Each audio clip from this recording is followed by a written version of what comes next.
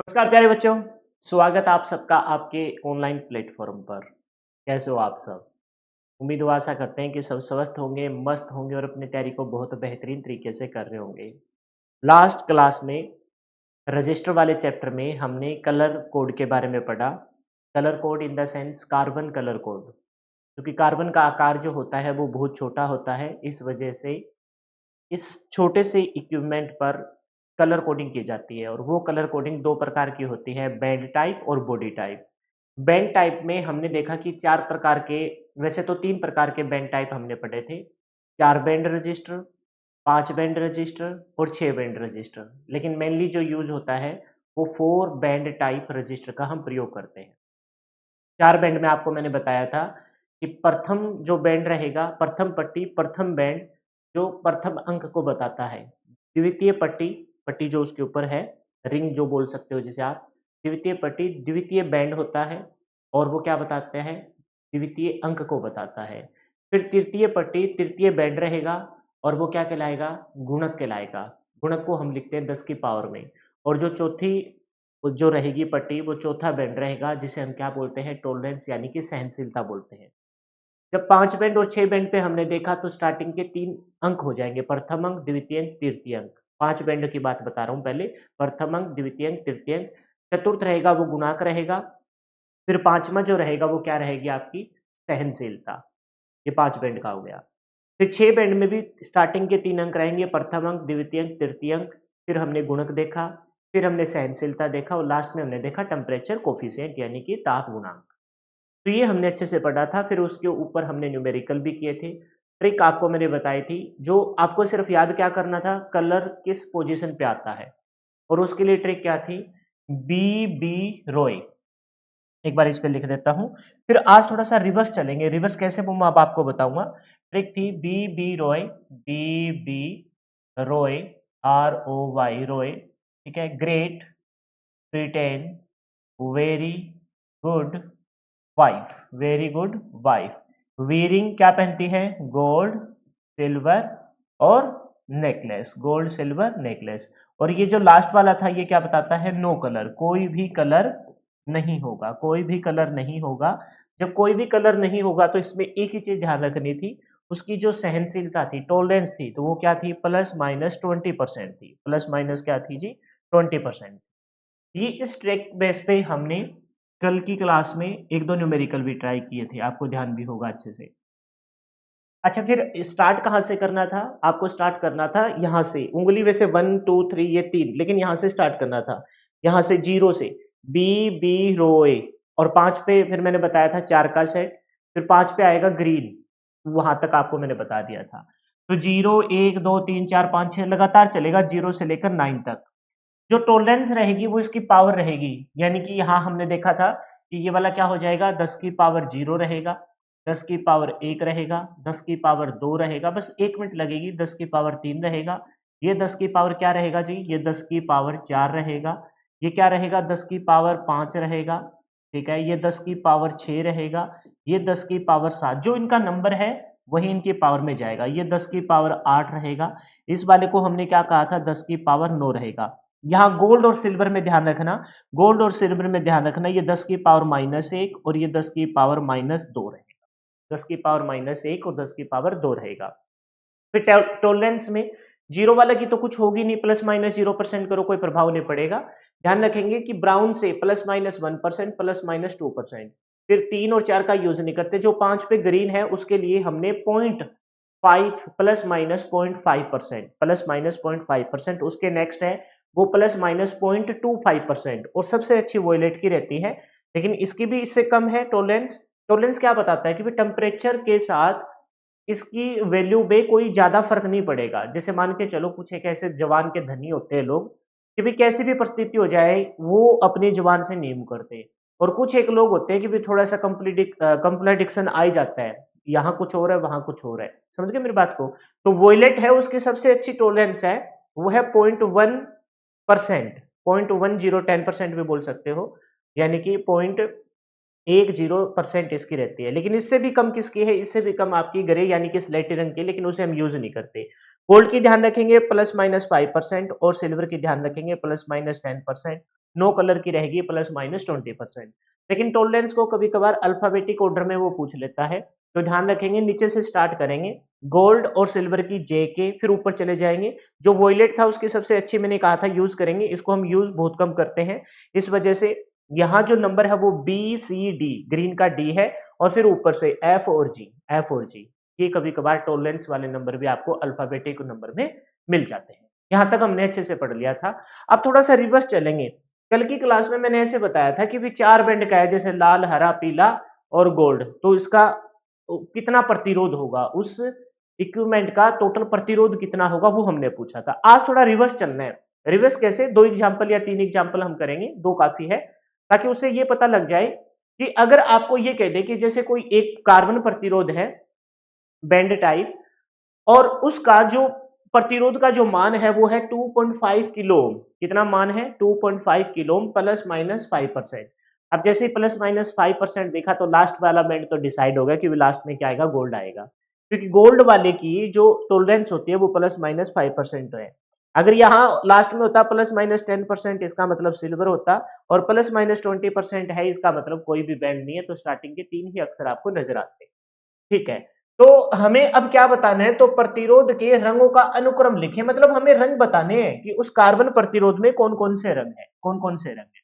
तो बस इसको सोल्व करना है, हमें सोल्व करना है, उल्टा चलना है, रिवर्स ऑर्डर में। समझ गए मेरी बात को? रिवर्स ऑर्डर में चलना है। एक मिनट चाहिए,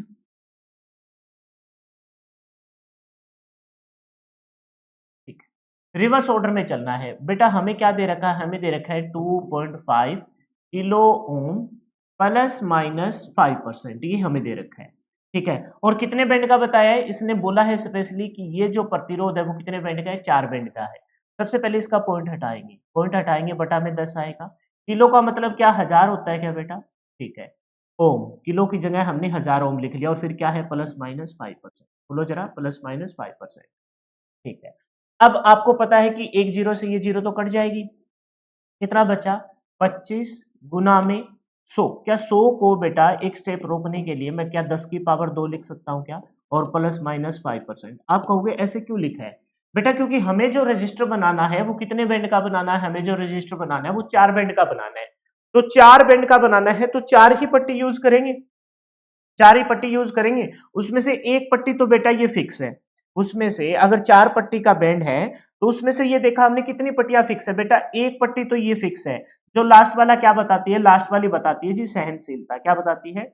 सहनशीलता, यानी कि टॉलरेंस बता रही है, सहनशीलता बता रही है। एक पट्टी तो फिक्स हो गई, ठीक है। उससे अगली जो पट्टी होती है बेटा, या फिर ये कहूं कि उससे नेक्स्ट वाली जो इस साइड लेफ्ट हैंड साइड जो पट्टी होती है वो किसकी होती है जी? वो होती है किसकी जी? गुणांक की, मल्टीप्लीकेशन फैक्टर की। तो ये पट्टी हो गई वो गुणांक की होगी। किसकी होगी जी? गुणांक की होगी। अब आगे अगर 4 बैंड का रजिस्टर है तो बेटा ये जो 2 अंक है, ये जो 2 अंक है, इसमें ये वाला तो क्या हो जाएगा? प्रथम अंक हो जाएगा। क्या हो जाएगा जी? प्रथम अंक हो जाएगा। और ये वाला जो है बेटा वो क्या हो जाएगा? ये वाला हो जाएगा द्वितीय अंक। बस 4 बैंड का रजिस्टर बन गया। बोलो समझे कि नहीं समझे?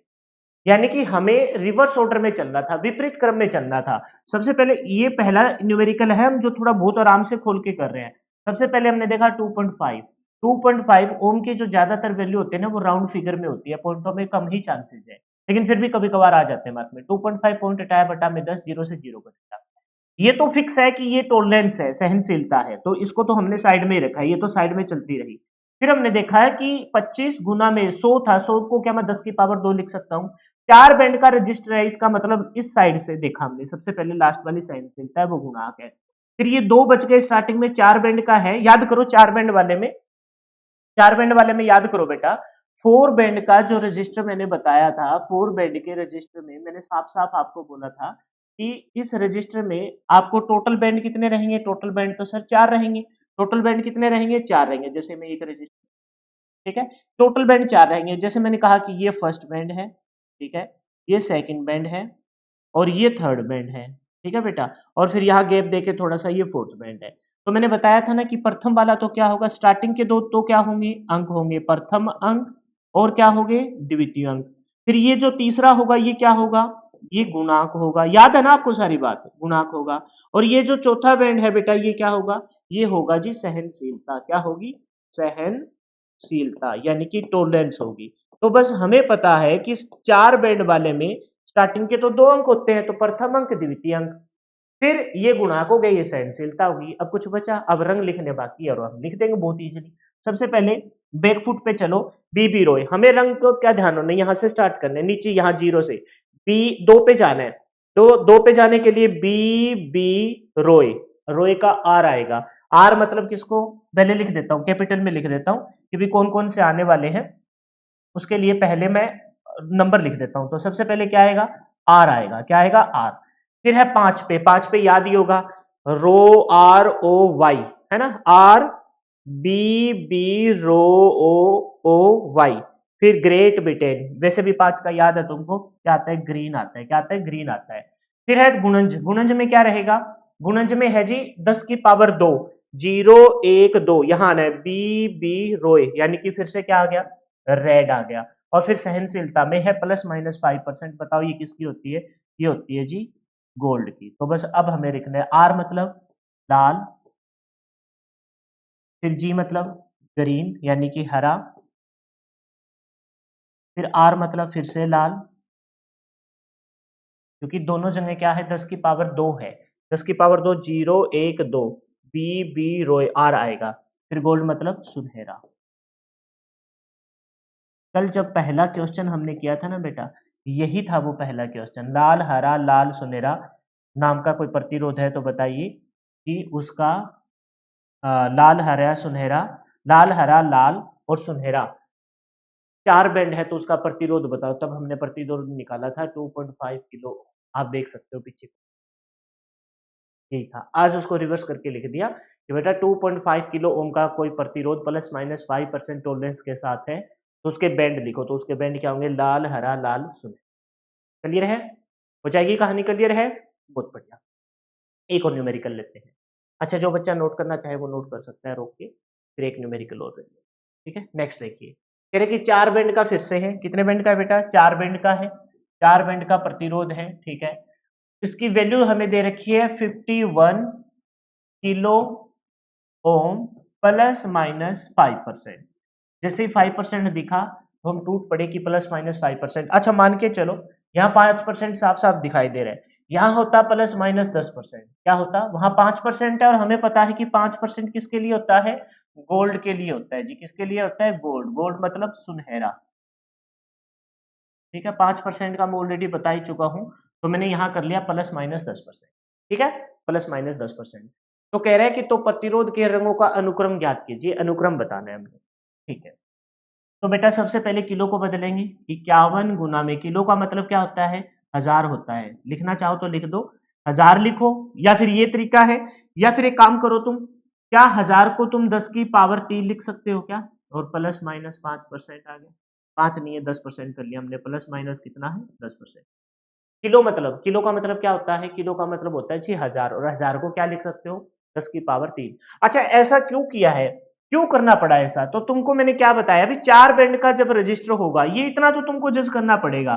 4 बैंड का जब रजिस्टर होगा तो प्रथम बैंड, द्वितीय बैंड, फिर तृतीय बैंड, और फिर गैप देके कौन सा होगा, चतुर्थ बैंड होगा।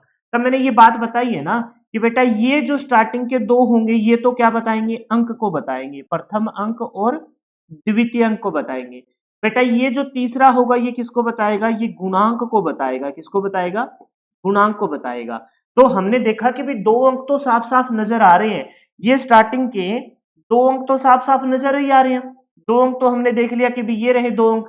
फिर जो तीसरे नंबर पर, उसको गुणांक के सेंस में लिखने के लिए 10 की पावर में जाना पड़ेगा। किलो का मतलब 1000 होता है, किलो का मतलब 1000 है, 1000 को हम क्या लिख सकते हैं, 10 की पावर 3। तो मैंने गुणांक के सेंस में लिखा है। और लास्ट वाला जो होता है बेटा, वो क्या होती है, लास्ट वाला जो होता है सर, वो होती है जी अपनी सहनशीलता, यानी कि टॉलरेंस। बोलो समझे कि नहीं समझे, लास्ट वाला जो होता है जी अपनी होती है सहनशीलता। बस लिख देंगे इसको। तो लास्ट वाली तो सहनशीलता है। अब प्रथम अंक बोलो 5, 5 पे याद कर लो ग्रीन होता है, मैंने बहुत बार बोल दिया। तो 5 पर क्या होता है, जी ग्रीन होता है। ठीक है, फिर है एक, एक बी बी, यानी कि 0 से स्टार्ट किया, ब्लैक ब्राउन, तो एक पे क्या होता है जी, ब्राउन होता है। ठीक है, फिर है 10 की पावर 3, 0 1 2 3, यहां आना में बी बी बी रो आर ओ ओ ऑरेंज, यानी कि ऑरेंज आ जाएगा। फिर है सहनशीलता, सहनशीलता है 10, प्लस माइनस 5 होता तो क्या होती, गोल्ड की होती।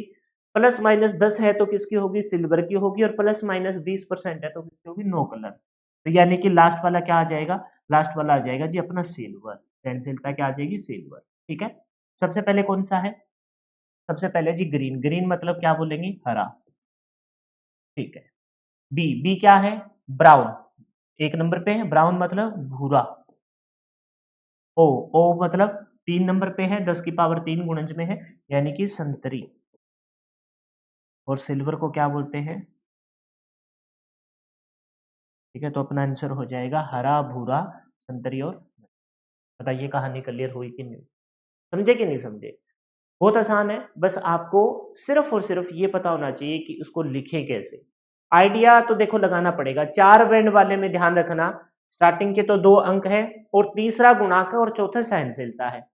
ठीक उसी प्रकार से एक बार नोट कीजिए, जो बच्चा नोट कर रहा है, अगर कोई 5 बैंड का आ भी जाता है, अच्छा 4 बैंड के ही थे, 5 बैंड का कोई अगर मैं वैल्यू लिख, एक बार इसको नोट कर लीजिए, फिर 5 बैंड वाले की मैं एक वैल्यू लिख के तुमको समझाता हूँ, ठीक है।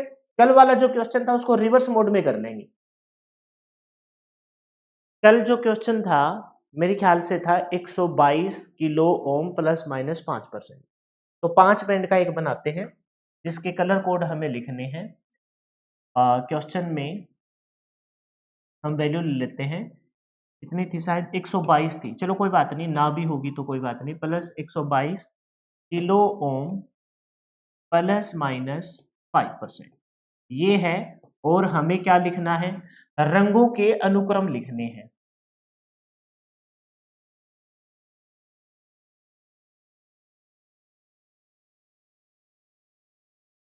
क्या लिखने हैं बेटा, रंगों के अनुक्रम लिखने हैं, ठीक है।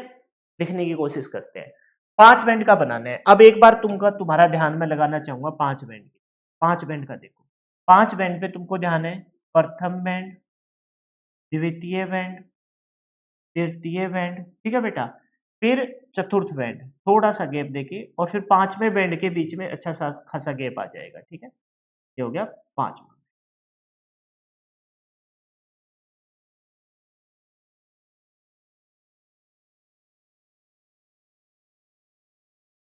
ठीक है, लिखेंगे कैसे, 5 बैंड का, 4 बैंड में तो स्टार्टिंग के 2 अंक, 5 बैंड में तो ये वाले क्या हो जाएंगे, ये 3 क्या हो जाएंगे जी, ये 3 हो जाएंगे जी क्या, अपने अंक, प्रथम अंक, द्वितीय अंक और तृतीय, ठीक है। ये वाला जो हो जाएगा वो क्या हो जाएगा जी, अपना गुणांक, क्या हो जाएगा जी, गुणांक, ठीक है। और ये वाला जो हो जाएगा वो अपना क्या हो जाएगा जी, सहनशील। अगर मान के चलो, अगर यहां छठा बैंड और होता तो लास्ट वाला क्या हो जाता, ताप गुणांक, टेम्परेचर कोफिशिएंट। यही होता है कहानी, यही कहानी, यही सीन है, ठीक है। अब हमें देखो 122 किलो में दे रखा है, तो 122 किलो का मतलब हजार, हजार को 10 की पावर 3 लिखेंगे, और स्टार्टिंग के जो 3 है वो क्या है, अंक ही तो है, और फिर क्या है, प्लस माइनस 5%। पांचों के पांचों बैंड टूट गए, 1 2 3 4 और 5। अब बताओ 1 पे क्या है, बी बी, ब्लैक ब्राउन, पहला है ब्राउन। 2 पे बोलो क्या है, 2 पे बी बी रोय, यानी कि ब्लैक ब्राउन रेड, 2 पे है रेड, 3 पे भी रेड है, गुणांक में 10 की पावर 3, रेड रोए ओ, और 10 की पावर 3 यानी कि ऑरेंज, और फिर प्लस माइनस 5% है। इसका मतलब क्या है, प्लस माइनस 5% किसको बताता है जी, प्लस माइनस 5% बताता है जी सहनशीलता, यानी कि गोल्ड की, किसकी बताएगा जी, तो ये अपना आंसर हो जाएगा। समझे कि नहीं समझे, हिंदी में लिखना चाहेंगे जो बच्चा, वो क्या हो जाएगा, सबसे पहले भूरा, फिर लाल, फिर से क्या है, लाल है जी, फिर क्या है जी, संतरी, चाहे आप मिला सकते हो, और फिर क्या है, सुनहरा,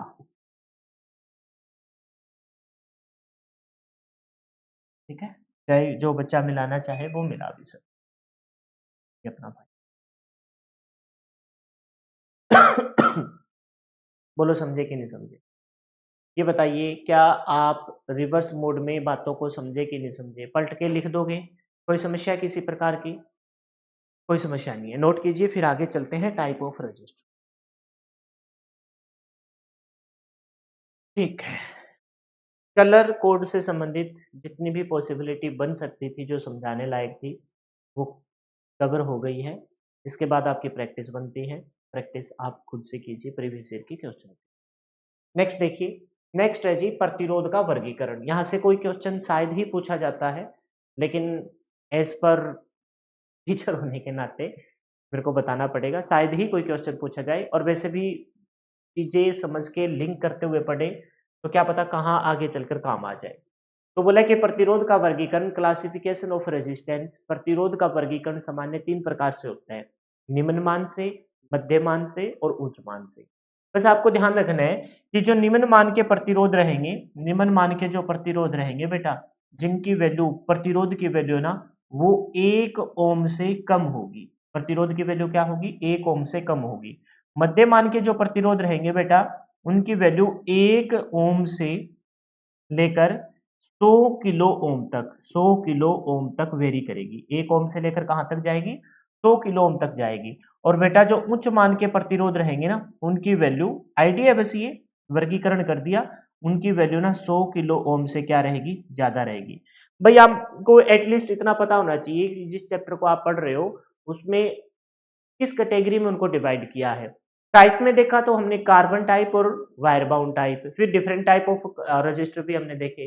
वो कह रहे हैं कि वैल्यू के अनुसार इसको बांटिए, तो आप बता सकते हो कि भी निम्न मान के रहेंगे, वो बहुत छोटे छोटे रजिस्टर होंगे जिनकी वैल्यू 1 ओम से भी कम होगी, 0.25, 0.5, 0.75, 0.35, ऐसे इतने प्रतिरोध की वैल्यू रहेगी। फिर मध्य मान में क्या रहेगा? 1 ओम से लेकर 100 किलो ओम तक के प्रतिरोध इसमें आएंगे।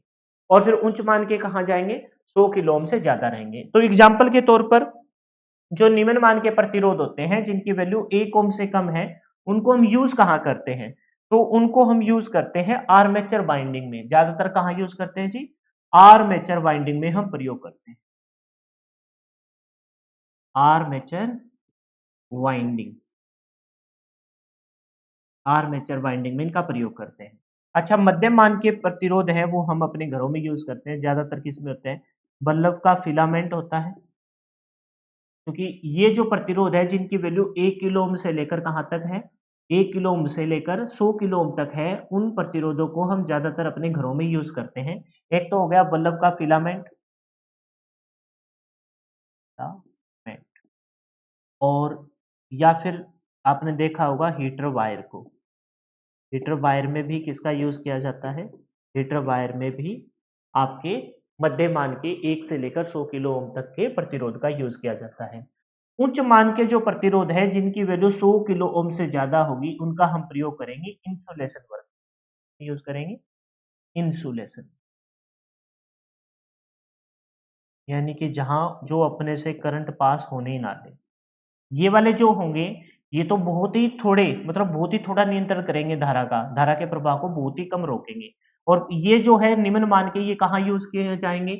Armature binding. और या फिर ये कहूं कि ज्यादातर हम किस में यूज करेंगे? इलेक्ट्रॉनिक इक्विपमेंट में यूज करेंगे। इलेक्ट्रॉनिक, है ना, इलेक्ट्रॉनिक इक्विपमेंट, इलेक्ट्रॉनिक डिवाइसेस में आपको ये देखने को मिलेंगे। ये भी इलेक्ट्रॉनिक डिवाइसेस में मिलेंगे, लेकिन इनका प्रतिरोध है ना, वो थोड़ा सा ज्यादा रहेगा, जैसे बल्ब का फिलामेंट। क्योंकि प्रतिरोध क्या रहता है? प्रतिरोध की गुण क्या है? धारा के प्रवाह को रोकना।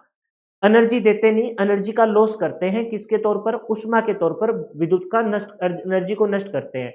तो बल्ब है, बल्ब क्या करता है? जब बल्ब के अंदर से बड़ा कोई फिलामेंट होगा उसके अंदर, जिसका प्रतिरोध का मान 1 ओम से लेकर 100 किलो ओम तक हो, मान के चलो 100 किलो ओम का ही बल्ब है कोई, है ना, 100 किलो ओम का कोई प्रतिरोध लगा उस बल्ब में, वाट क्षमता कुछ अलग हो सकती है उसकी।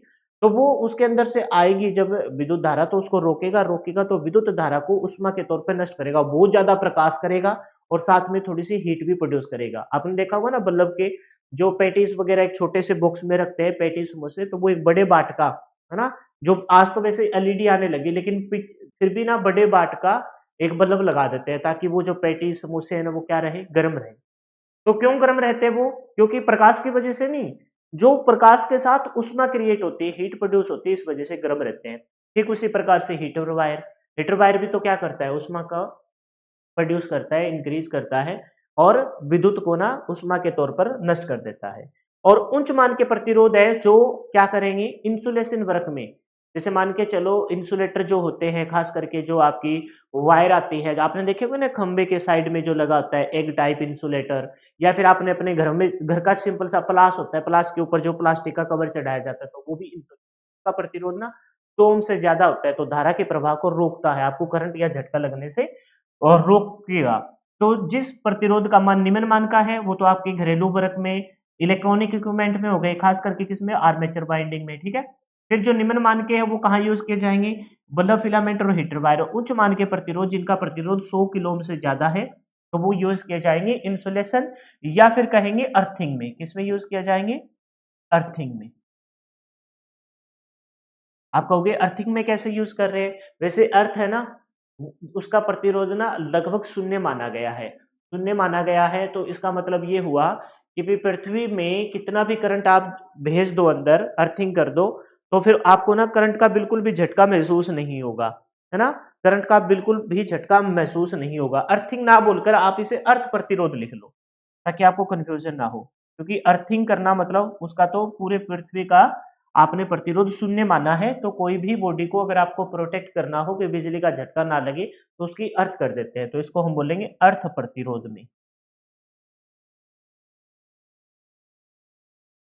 बस ये आपको जस्ट पढ़ने हैं, ठीक है। तो निम्न मान का, मध्य मान का और उच्च मान का 1 ओम से कम होगा, उच्च मान वाले की वैल्यू 100 ओम से ज्यादा होगी, और मध्य मान वाले की जो वैल्यू रहेगी वो 1 ओम से लेकर 100 किलो ओम तक की रहेगी। क्लियर है, एक बार नोट कीजिए फिर आगे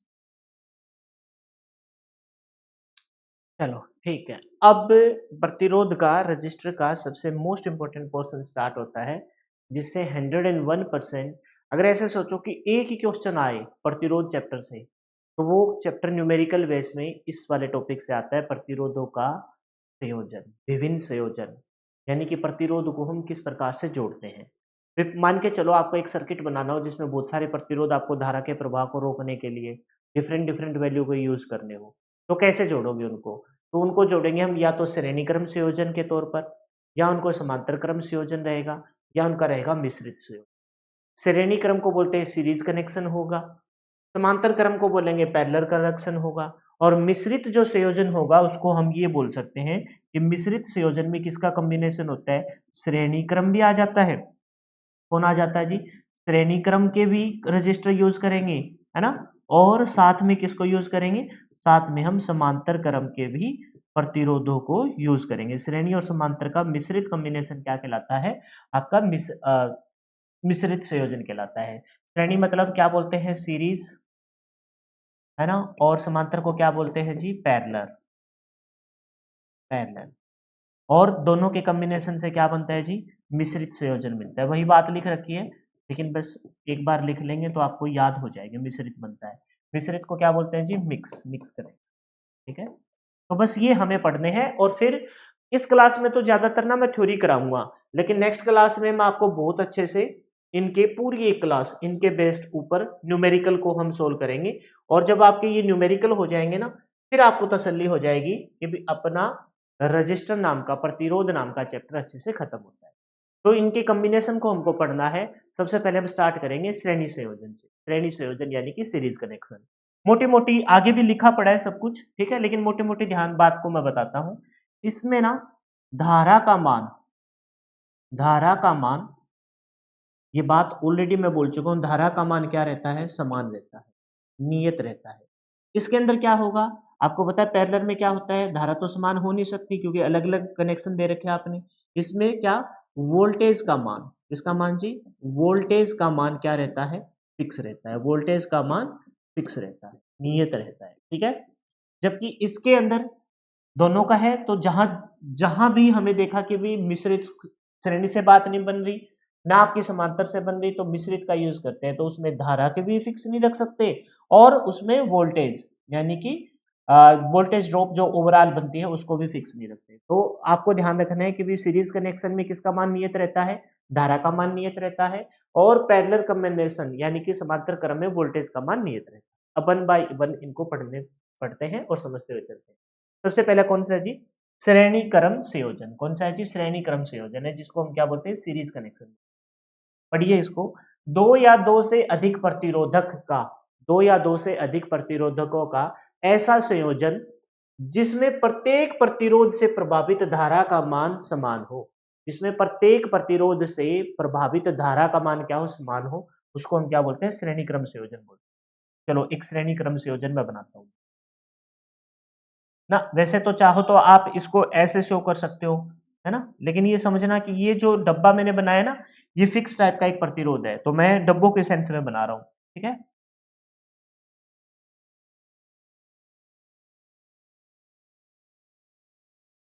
ये प्रतिरोध हो गई।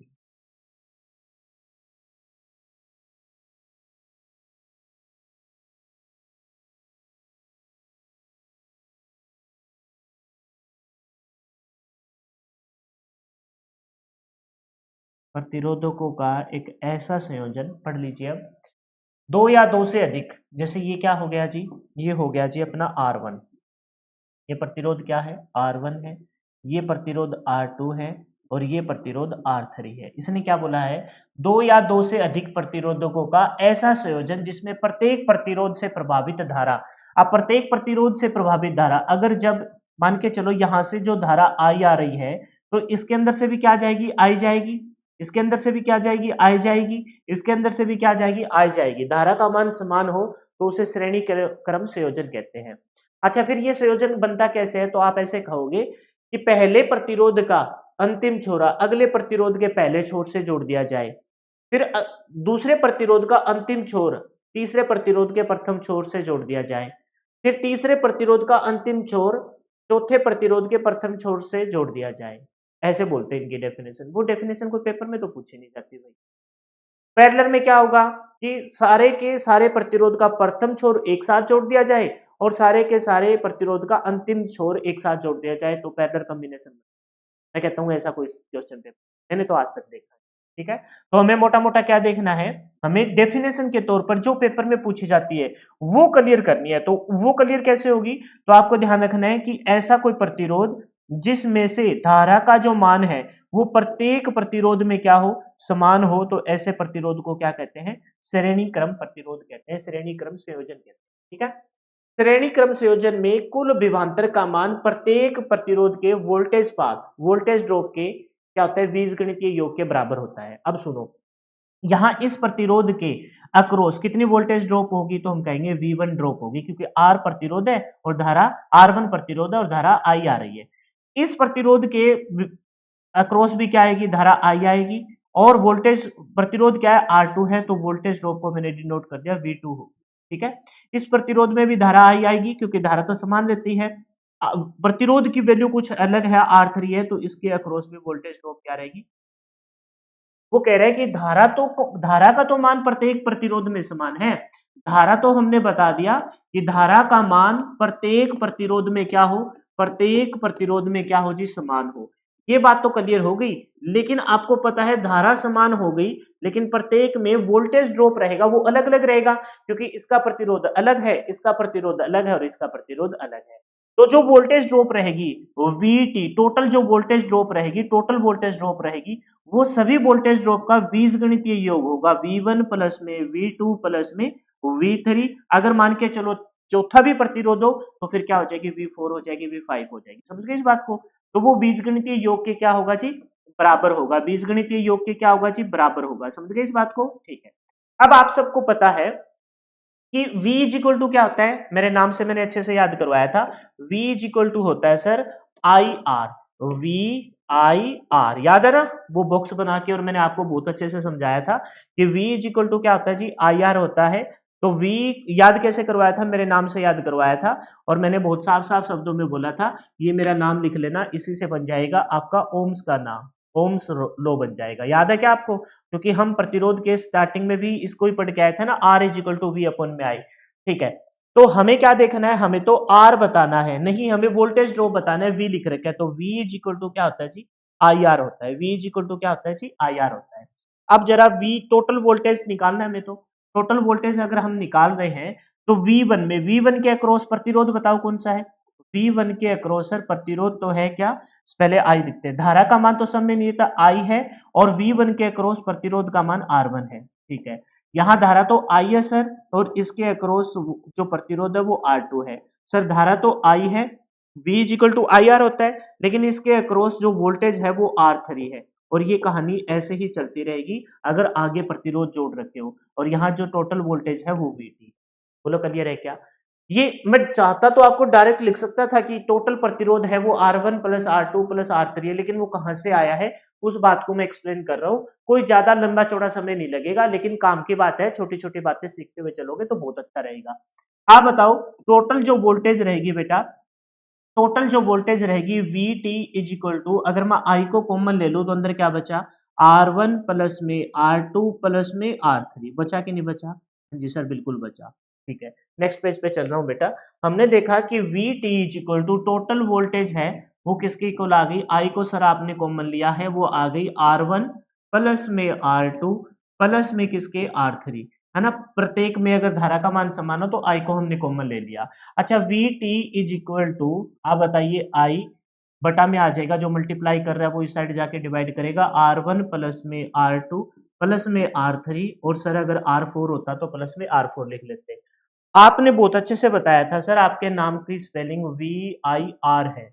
क्या है जी? VIR है। वीर नाम की स्पेलिंग से ही हमने अपना एक लो बना रखा है, उसी से हमने ओम्स लॉ को ड्राइव किया था। याद है कि नहीं? बिल्कुल याद है सर। आप बताइए बेटा, अगर मेरे को बेटा एक बात बता दो तुम, अगर मेरे को यहां से किसका मान निकालना हो, अगर मैं कहूं कि R का मान निकालना हो, जैसे हमने देखा कि V is equal to I R होता है, ठीक है, या तो आप यहां से R निकाल लो, R इज इक्वल टू क्या हो जाएगा, V अपॉन में I हो जाएगा, या फिर मैंने याद करवाया था R निकालना तो V अपॉन में I, है ना, I निकालना तो V अपॉन में R, और V निकालना तो I इंटू R। याद है कि नहीं है? बिल्कुल याद है सर। तो बताओ बेटा, V अपॉन में I, V अपॉन में I, V अपॉन में आई, लेकिन यहाँ तो VT है तो हम भी लिख लेंगे क्या, RT लिख लेंगे। V अपॉन में आई क्या होता है, R होता है। RT मतलब टोटल प्रतिरोध, टोटल रेजिस्टेंस, तो किसके बराबर हो जाएगा, R1 प्लस में R2 प्लस में R3 के इक्वल हो जाएगा। और ये कहानी चलती रहेगी ऐसे अगर आपके आगे प्रतिरोध भी जोड़ रहे हैं। तो श्रेणी क्रम में दो चीजें आपको ध्यान रखनी है। अरे ये ऐसे क्यों ब्लर हो रहा है? श्रेणी क्रम में आपको दो चीजें ध्यान रखनी है। पहली चीज तो क्या, धारा का मान समान होगा। दूसरी बात, जो टोटल प्रतिरोध रहेगा वो सभी प्रतिरोध का जोड़ होगा। लिख देता हूं ये बात। श्रेणी क्रम संयोजन में आपको दो बातें ध्यान रखनी है बेटा। दो बातें कौन सी ध्यान रखनी है सर? पहली बात तो आपको ये ध्यान रखनी है कि श्रेणी क्रम संयोजन में जो धारा का मान क्या रहता है, वो समान रहता है, धारा का मान समान रहता है। और दूसरी बात जो आपको ध्यान रखनी है वो ये ध्यान रखनी है कि टोटल प्रतिरोध का जो मान है वो सभी प्रतिरोध का क्या होता है, योग होता है। टोटल प्रतिरोध का जो मान होता है बेटा वो क्या होता है, सभी प्रतिरोध का क्या होता है जी, योग होता है। बस ये दो बातें आपको ध्यान रखनी है विषय। ठीक है, देखिए क्या लिखेंगे, श्रेणी क्रम संयोजन में, सीरीज कॉम्बिनेशन में, सीरीज कॉम्बिनेशन में दो बातें मैंने आपको बताई हैं जो ध्यान रखनी है। पहली बात तो ये है कि धारा का मान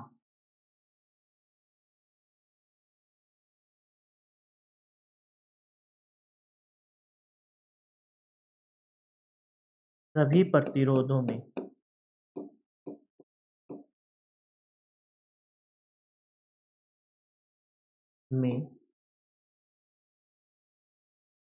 समान रहता है।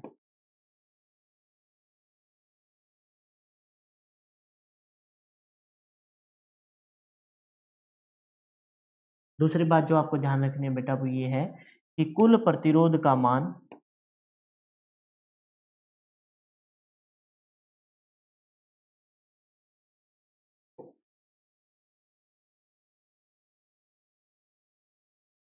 सभी प्रतिरोधों का योग होता है।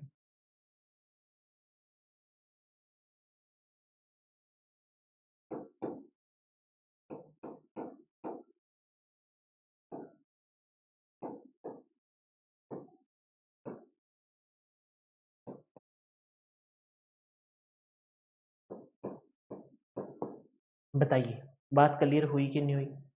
आसान है, कोई मुश्किल नहीं है। बिल्कुल हमने वैल्यू को ड्राइव करके भी देख लिया, और जो समझाने वाला था वो मैंने आपको समझा भी दिया। ठीक है, सीरीज कॉम्बिनेशन में यानी कि श्रेणी क्रम में हमें ये बात ध्यान रखनी है कि धारा का मान क्या रहता है, सभी प्रतिरोधों में समान रहता है, और कल कुल प्रतिरोध का मान सभी प्रतिरोधों का क्या होता है, बीजगणितीय योग होता है। क्लियर है? एग्जाम्पल से समझा दिया, ड्राइव करके भी बता दिया। अगर ये बात मैं डायरेक्ट लिखता कि आर टोटल है वो R1 plus R2 plus R3 होगा, तो फिर थोड़ा सा मन में संदेह होता कि ऐसा क्यों हुआ। तो हमने वोल्टेज ड्रॉप वाली लाइन को देखा, क्या कह रहे हैं कि श्रेणी क्रम संयोजन में कुल विभवांतर का मान प्रत्येक प्रतिरोध के वोल्टेज पात यानी वोल्टेज ड्रॉप के बीजगणितीय योग के बराबर होता है। बेटा धारा तो सब में आ ही जाएगी, यहाँ जो वोल्टेज ड्रॉप है उसको मैंने V1 से डिनोट कर दिया, यहाँ V2 से डिनोट कर दिया, यहाँ V3। तो यहाँ टोटल जो वोल्टेज है वो V1 प्लस V2 प्लस, क्योंकि वोल्टेज तो नियत रहता है इतना वोल्टेज होगा, यहाँ जो टोटल वोल्टेज रहेगा VT की जो वैल्यू रहेगी बेटा, टोटल वोल्टेज जो रहेगा वो क्या रहेगा, सभी वोल्टेज का योग रहेगा। तो V1 प्लस में VT is equal to V1 plus V2 plus V3।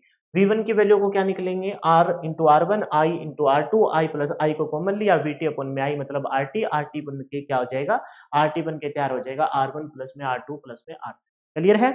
अब एक न्यूमेरिकल लेते हैं, बहुत ही बेसिक सा न्यूमेरिकल लेंगे, सिंपल सा न्यूमेरिकल लेंगे, लेकिन इस बहाने ना अपना थोड़ा सा ना कॉन्सेप्ट क्लियर हो जाएगा, और ये जरूरी भी है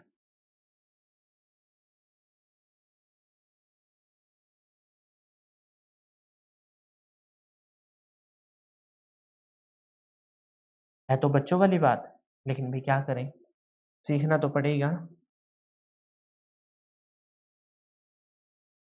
इसको भी इसी से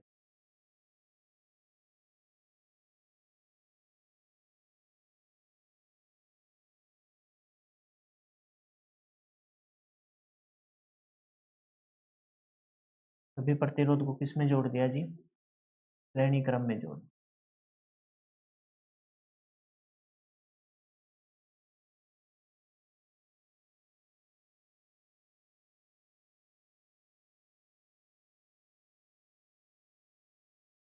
पूरा का पूरा डिजाइन इसे ही बना लेते हैं ना, क्या मैं बनाने में कामयाब होऊंगा, जस्ट 1 मिनट के बाद पता लगेगा, हो तो जाएंगे, थोड़ा सा टाइम और मेहनत लगी एक्स्ट्रा।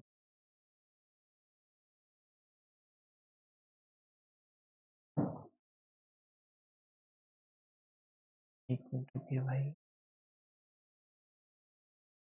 बेटा मैं दिख नहीं रहा क्या पढ़ा रहा हूँ,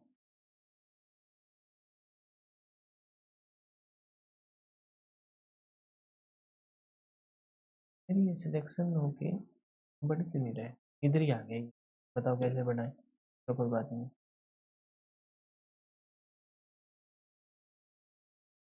एक्स्ट्रा पॉइंट से जोड़ दिया, ठीक है। बताइए ये जो प्रतिरोध है इसका मान मैंने दिया 5 ओम है, कितने ओम है बेटा, 5 ओम। इस प्रतिरोध का मान 7.5 ओम है, इस प्रतिरोध का मान 10 ओम, इस प्रतिरोध का मान मान 2 ओम है, ठीक है। और यहाँ जो है वोल्टेज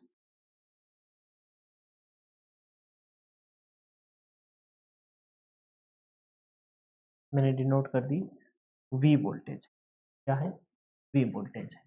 छोड़ो यहाँ से क्या कितना वोल्टेज है और कितनी धारा है, हमें ये बताने कि टोटल प्रतिरोध बताओ। बहुत ही सिंपल सा क्वेश्चन मैंने पहले बोल दिया था। तो टोटल प्रतिरोध बताओ, तो आप क्या कहेंगे सर, अगर 4 प्रतिरोध है, 2 प्रतिरोध है तो सबको जोड़ना है, 2 या 2 से अधिक प्रतिरोध है उन सबको अगर श्रेणी में संयोजन है तो सबका क्या होगा, सबका सर जोड़ होगा, सबका क्या होगा, जोड़ होगा। अब हम यहाँ वोल्टेज ड्रॉप थोड़ी ना सोल्व करने बैठेंगे, टोटल जो प्रतिरोध रहेगा वो सर सबका जोड़ रहेगा, 7 प्लस में 7.5 प्लस में 10 प्लस में 2, इन सबको जोड़ देंगे सर, इन सबको जोड़ेंगे तो 10 तो 12, 12 और 7 19.5, 19.5 और 5 यानी कि 24.5 ओम आपका टोटल प्रतिरोध हो जाएगा, 24.5 आपका क्या हो जाएगा, टोटल प्रतिरोध। क्लियर है? बहुत ही सिंपल सा था, डेप्थ में जाएंगे, लेकिन सबसे पहले तो ये तो पता होना चाहिए ना कि आखिरकार चीजें क्या हैं। तो चीजों को हमने समझा कि श्रेणी क्रम संयोजन में धारा का मान नियत रहता है और टोटल प्रतिरोध है वो सबका जोड़ रहेगा, ठीक है, सबका सिंपल वाला जोड़ रहेगा। अब सुनो एक इंपॉर्टेंट बात यहाँ, यदि समान मान के प्रतिरोधों को श्रेणी क्रम में जोड़ा जाता है तो तुल्य प्रतिरोध है, जो तुल्य प्रतिरोध का जो मान रहेगा, वो जो तुल्य प्रतिरोध का मान रहेगा आर टोटल, है ना, वो किसके बराबर होगा, वो बराबर होगा जी किसके, एन आर के, आर टोटल का जो मान रहेगा वो एन आर के बराबर रहेगा। किसके बराबर रहेगा जी? एन आर के बराबर रहेगा। नीचे वाली बात को बाद में देखेंगे, पहले इससे रिलेटेड एक एग्जांपल लेते हैं। इससे रिलेटेड एक एग्जांपल लेते हैं जो बात ऊपर लिख रखी है ना? देखो ये कह रहा है कि यदि समान मान के प्रतिरोधों को श्रेणी क्रम में जोड़ा जाए तो तुल्य प्रतिरोध है वो टोटल प्रतिरोध है वो एनआर रहेगा। कैसे? समझो। जैसे मैंने कहा ये प्रतिरोध हो गया,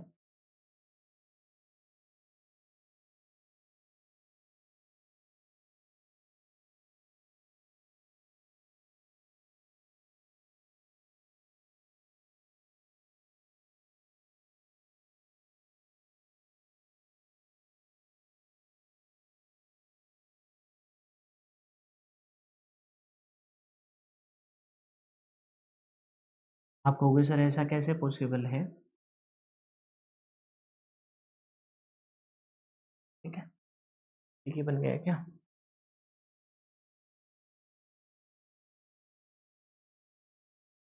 ये कह रहा है जैसे मान के चलो यहाँ अगर 5 ओम का कोई प्रतिरोध है, मान के चलो 10 ओम का कोई प्रतिरोध है। यहाँ भी कितने ओम का है? 10 ओम का प्रतिरोध है। यहाँ भी कितने का है? 10 ओम का प्रतिरोध है। यहाँ भी कितने का है? 10 ओम का प्रतिरोध है।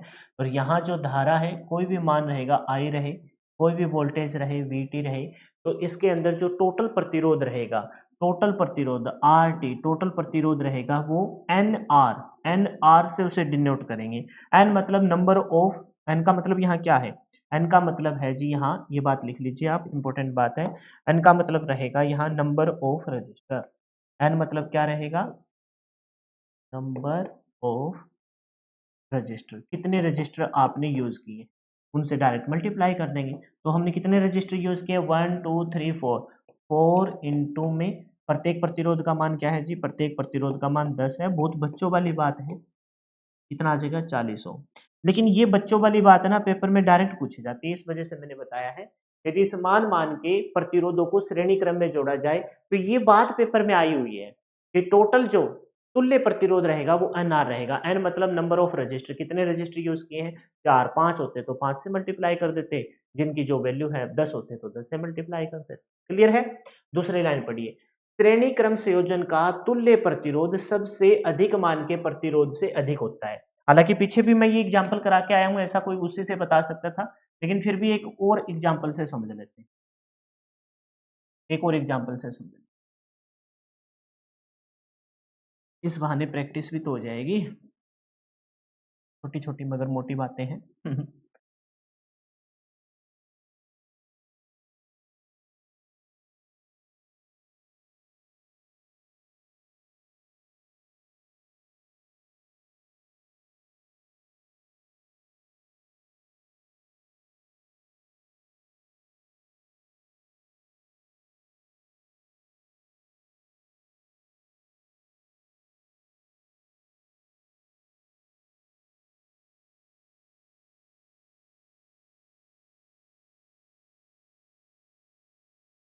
मैं ये कह रहा हूं जी, जैसे यहाँ क्या है? 10 ओम है। ये बात पेपर में आई है, ये बात तो बच्चों वाली बात। ये 20 ओम का है और ये 30 ओम का। अब ये लाइन पेपर में आई हुई है, ये लाइन पेपर में आई हुई है, इस वजह से इससे रिलेटेड मैं एग्जांपल देके आपको समझा रहा हूँ। सब में जो धारा फ्लो होगी वो क्या होगी? आई होगी। और यहाँ वोल्टेज मान लेते हैं, वी मान लेते हैं। आप बताओ आर टोटल का मान क्या होगा? आर टोटल का मान होगा sir R1 plus R2 plus R3, यानी कि 10 ओम प्लस में 20 ओम प्लस में 30 ओम, क्योंकि धारा का मान समान होता है सबका। जो 30 20 50 और 60, टोटल जो प्रतिरोध का मान कितना आ गया? 60 ओम आ गया। अब उस लाइन को पढ़ो, फिर समझ में आएगा। कह रहे कि श्रेणी क्रम संयोजन का तुल्य प्रतिरोध सबसे अधिक प्रतिरोध के मान, सबसे अधिक प्रतिरोध का तुल्य प्रतिरोध मतलब टोटल प्रतिरोध का जो मान होगा, सबसे अधिक प्रतिरोध का मान क्या है? 30 के सबसे अधिक प्रतिरोध के सबसे अधिक मान के प्रतिरोध से भी अधिक होगा। अभी 30 से ये क्या है? ज्यादा। बच्चों वाली बात है, लेकिन ये लाइन पेपर में आई हुई है। अगर सभी का समान मान अभी 10, 2 ओम के 10 प्रतिरोध को जोड़ दें तो टोटल 2 प्लस 2 प्लस 10 बार जोड़ेंगे, अरे 10 दूनी 20। बहुत सिंपल सी बात थी, लेकिन वो लाइन पेपर में आई है। सीधी ये लाइन, यदि समान मान के प्रतिरोधों को श्रेणी क्रम में जोड़ा जाए तो तुल्य प्रतिरोध क्या होगा? एन आर होगा। एन स्क्वेयर आर होगा, एन बटा में आर होगा या आर बटा में एन होगा, ऐसे 4 ऑप्शन होंगे, तो आपको देखना है एन आर होगा। फिर ये लाइन पेपर में आई है, श्रेणी क्रम के संयोजन में तुल्य प्रतिरोध का मान सबसे अधिक प्रतिरोध के बराबर होगा, सबसे अधिक प्रतिरोध के मान के प्रतिरोध से कम होगा, ज्यादा होगा या इनमें से कोई नहीं। तो ध्यान रखेंगे तुल्य प्रतिरोध है वो सबसे अधिक प्रतिरोध के मान से ज्यादा होगा। क्लियर है? तो श्रेणी क्रम को जो बच्चा नोट करना चाहे एक बार ये वाली स्लाइड नोट करें, मैं साइड में हट जाता हूँ, फिर ये वाली स्लाइड नोट करें और फिर लास्ट में ये स्लाइड नोट करें, फिर हम आगे चलेंगे। नेक्स्ट कनेक्शन कौन सा? समांतर। ठीक है, अब नेक्स्ट देखते हैं जी समांतर संयोजन। समांतर संयोजन में क्या कहता है? दो या दो से अधिक प्रतिरोधों का ऐसा समूह, वहां भी क्या था? दो या दो से अधिक प्रतिरोधों का ऐसा समूह जिसमें प्रत्येक प्रतिरोध के आर पार, है ना, अक्रॉस विभवांतर का मान समान हो। क्योंकि मैंने जब ये टॉपिक स्टार्ट किया था तब आपको आते ही बता दिया था कि श्रेणी में क्या रहेगा? धारा का मान समान रहेगा, समांतर में क्या रहेगा? विभव का मान समान रहेगा, और मिश्रित में दोनों ही कंडीशन फुलफिल नहीं होगी।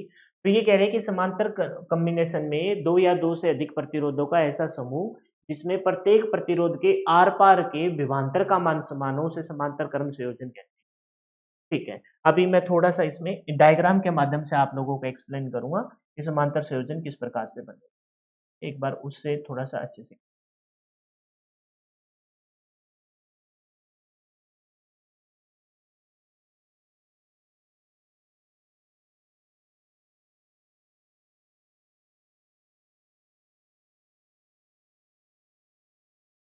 ये 3 प्रतिरोध ले लिए मैंने जो किसमें जुड़े हैं?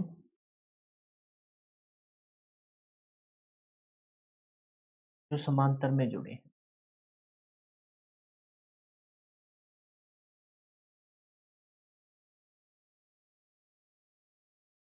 बताइए क्लियर है?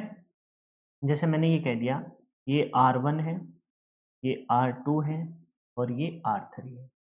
अब एक बात बताओ आप, यहाँ से अगर धारा जब आएगी, कौन सी धारा आएगी जी? आई धारा आएगी। तो वो आई धारा 3 पार्ट में डिवाइड हो जाएगी। इस साइड जो धारा जाएगी वो क्या जाएगी? I1 जाएगी। इस साइड जो धारा जाएगी वो I2 जाएगी और इस साइड बेटा जो धारा जाएगी वो क्या जाएगी? I3। समझे कि नहीं समझे? यानी कि प्रत्येक में धारा का मान तो समान नहीं हो सकता, लेकिन आपको ये बात अच्छे से पता होगी कि पैरेलल कॉम्बिनेशन में, समांतर संयोजन में किसका मान समान होता है? इस संयोजन में धारा का मान समान नहीं होता, अर्थात कुल धारा का मान प्रत्येक प्रतिरोध के प्रभावी धारा के बीजगणितीय योग के बराबर होता है। लेकिन उसके अक्रॉस धारा समान नहीं है, लेकिन किसका मान समान रहेगा? विभव का, यानी कि वोल्टेज का मान क्या रहेगा? वोल्टेज का मान समान रहेगा। वोल्टेज का मान क्या रहेगा जी? वोल्टेज का मान समान यानी कि नियत रहेगा। बोलो ये बात क्लियर है क्या? ठीक है। अच्छा, फिर अब इसको लिखना चाहूं तो 1/RT is equal to 1/R1 plus 1/R2 plus 1/R3 मैं डायरेक्ट बता सकता हूं, लेकिन फिर हमेशा कंफ्यूजन रहेगी। जैसे श्रेणी में हमने ड्राइव किया था, बताना चाहता तो मैं उधर भी बता देता कि RT is equal to R1 plus R2 plus R3 होगा, लेकिन वहां भी ड्राइव किया था तो यहाँ भी ड्राइव करेंगे, यहाँ भी ड्राइव करेंगे। लेकिन ध्यान रखेंगे कि वोल्टेज अगर V है तो वो वोल्टेज सब में सेम वोल्टेज, यहाँ भी V रहेगा, यहाँ भी V रहेगा, यहाँ भी V रहेगा। लेकिन यहाँ क्या बोला है? इस संयोजन में धारा का मान समान नहीं होता, अर्थात कुल धारा का मान प्रत्येक प्रतिरोध में प्रभावी धारा के बीजगणितीय योग के बराबर होगा। यहाँ अगर I धारा IT है, टोटल है, तो वो I1, I2, I3 में डिवाइड होगी और बाद में फिर से उसका इकट्ठा कॉम्बिनेशन किया तो वो क्या बन जाएगी? धारा IT, टोटल धारा IT हो जाएगी।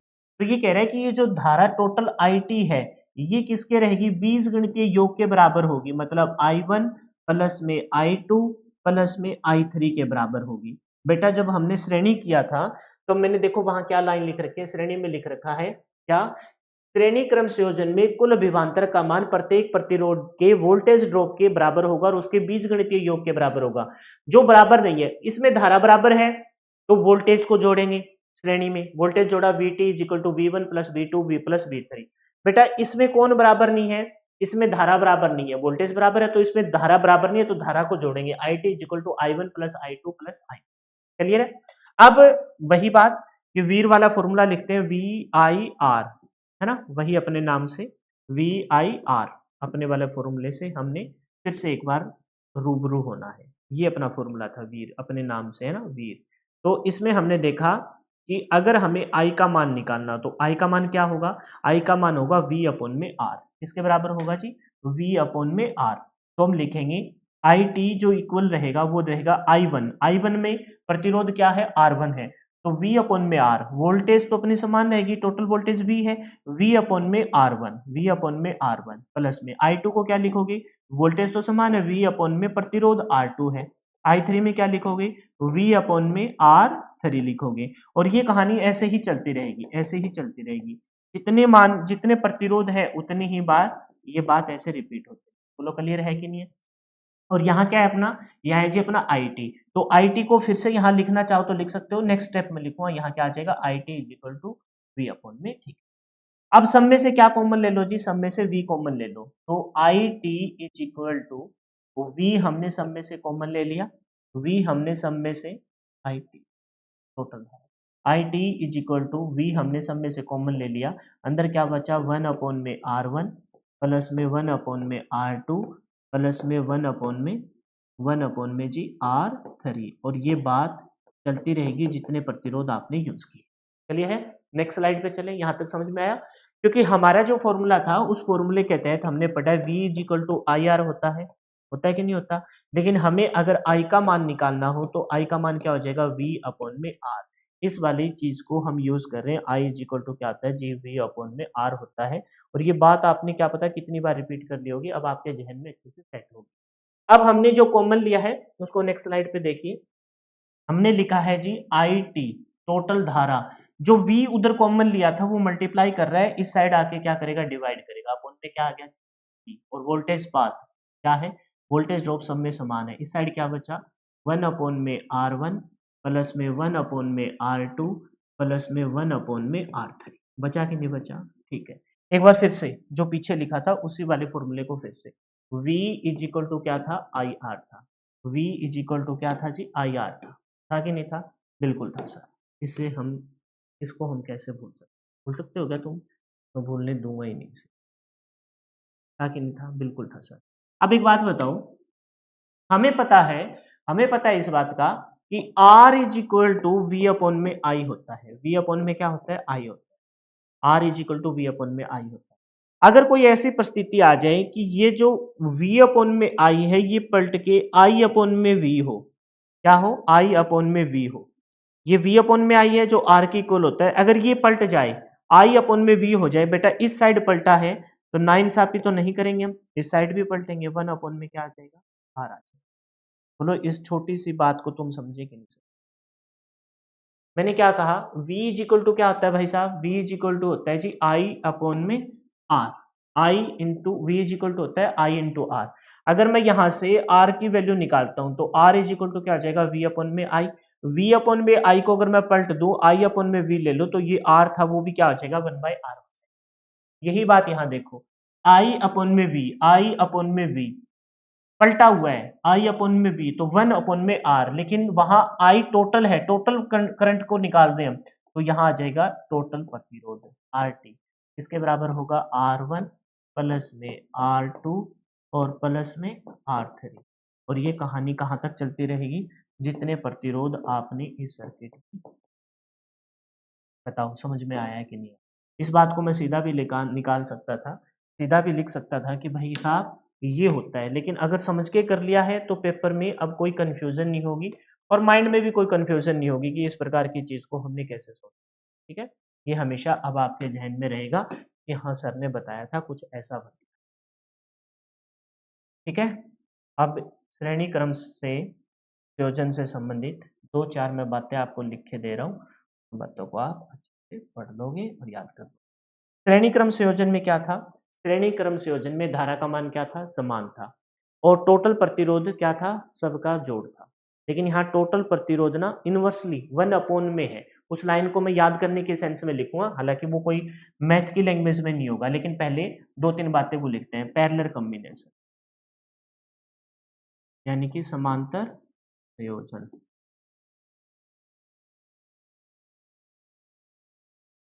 कौन सी दो बातें ध्यान रखनी है, पहली बात तो ये ध्यान रखनी है जी, इसके अंदर समांतर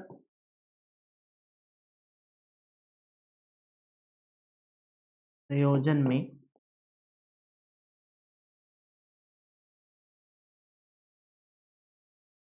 विभव का, वहां धारा था, यहाँ विभव का मान पिछले पेज पे लिख रखी है, लेकिन कोई बात नहीं, समान रहता है। एक तो ये बात ध्यान रखनी है। दूसरी बात क्या ध्यान रखनी है? दूसरी बात ये ध्यान रखनी है, कुल प्रतिरोध का मान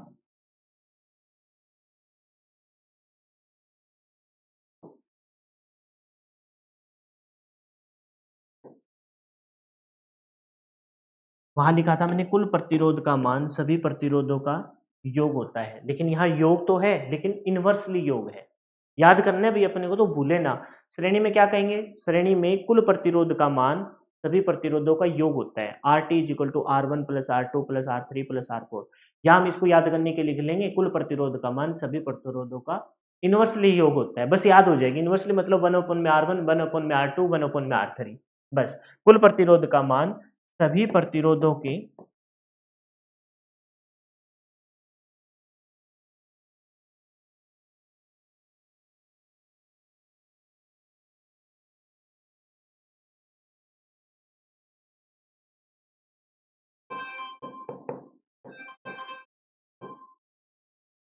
इनवर्सली की स्पेलिंग गलत लिख दी, एक बार कॉल आ रही है।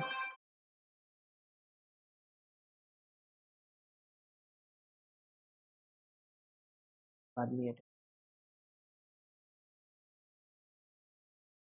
प्रतिलोम योग लिख दूं, प्रतिरोधों का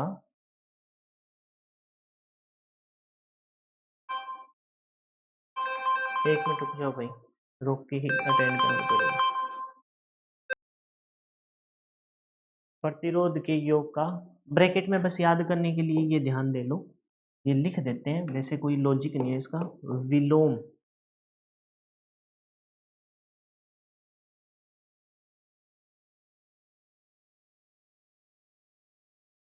होता है।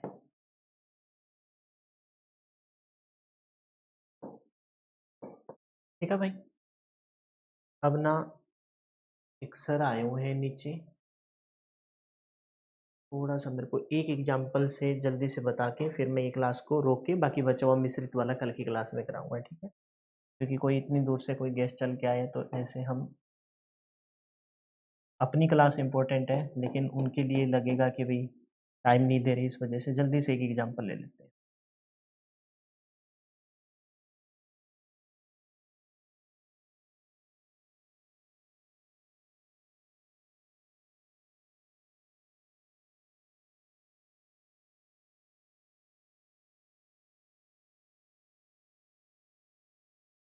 ये तीन प्रतिरोध हमने जोड़ दिए समांतर,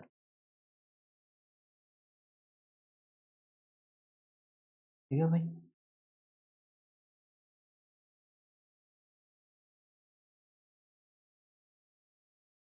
इसका मान दे दिया मैंने 10 ओम, इसका मान दे दिया मैंने 20 ओम, इसका मान दे दिया मैंने 15 ओम। यहाँ कोई धारा दे दी मैंने I और यहाँ वोल्टेज दे दिया V। हमने पूछा आर टी का मान बताओ, टोटल प्रतिरोध बताओ। तो आपको टोटल प्रतिरोध निकालना है, वो टोटल प्रतिरोध को हम इनवर्सली लिखेंगे। टोटल प्रतिरोध पहले कैसे लिखा जाएगा?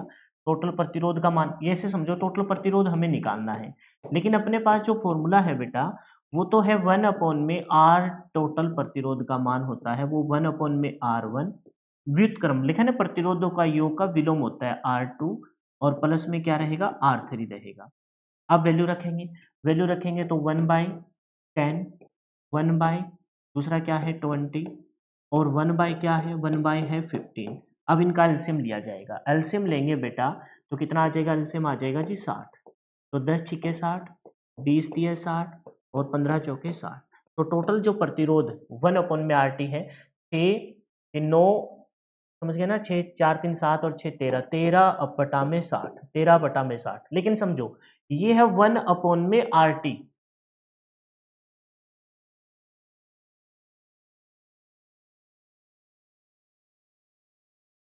ठीक है, ये ऊपर चली गई।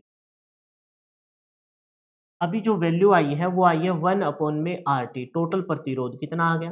13/60। लेकिन हमें तो आर टी निकालना है बेटा, पलट देंगे तो आर टी का जो मान रहेगा वो रहेगा 60/13। ओम। ये अपना फाइनल आंसर। हालाँकि ये जल्दबाज़ी में न्यूमेरिकल ऐसा आ गया जो कटने वाला नहीं था, लेकिन कल की जो क्लास रहेगी उसमें मैं ऐसे न्यूमेरिकल लूँगा जो साफ-साफ कटने वाले होंगे और अपने को नज़र आएगा कि भी कट भी रहे। तो लेकिन फ़ॉर्मूला क्या है? टोटल प्रतिरोध का जो मान है उसका फ़ॉर्मूला है RT = 1 में R1 प्लस में 1 में R2 1 में R3। हमें RT निकालना था लेकिन लास्ट में वैल्यू को RT निकालना है तो इसको पलट देंगे 13/60 एलसीएम लेके सोल्व किया तो 60/13 ओम अपना आंसर। क्लियर है भाई? बाकी सारी बातें क्लियर हो गई। इस पे कोई अच्छे से टाइम देके नेक्स्ट क्लास में मैं आपको समझा दूँगा, टेंशन लेने की कोई ज़रूरत नहीं। फिलहाल के लिए इतना ही। जय हिंद, जय भारत। मिलते हैं नेक्स्ट क्लास में। Bye bye take